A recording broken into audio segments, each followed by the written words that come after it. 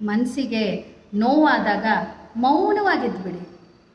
ಯಾಕೆಂದರೆ ಅದಕ್ಕೆ 3 ಕಾರಣ. ಒಂದು, ನಮಗೆ ಮನಸ್ಸಿಗೆ ತುಂಬ ನೋವಾದಾಗ ನಾವು ಏನೇನೋ ಹೇಳಕ್ಕೆ ಹೋಗ್ತೀವಿ, ನಮ್ಮ ಪಾಯಿಂಟ್ ಹೇಳ್ತೀವಿ, ವಾದ ಮಾಡ್ತೀವಿ. ಅದು ಬೇರೆಯವರಿಗೆ ಅರ್ಥನೇ ಆಗಲ್ಲ.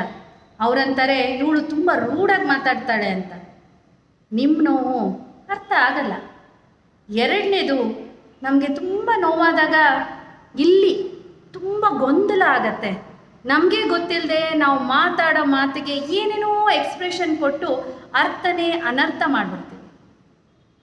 ಮತ್ತೊಂದು, ನಮಗೆ ತುಂಬ ಮೌನವಾಗಿ ಕೂತಾಗ ನಮ್ಮ ನೋವನ್ನು ಅರ್ಥ ಮಾಡ್ಕೊಳ್ಳೋ ನಮ್ಮವ್ರು ಸಿಗ್ತಾರೆ. ಅವರು ನಮ್ಮ ನೋವಲ್ಲೂ ನಮ್ಮ ಮೌನದಲ್ಲೂ ನಮ್ಮೊಂದಿಗಿರ್ತಾರೆ.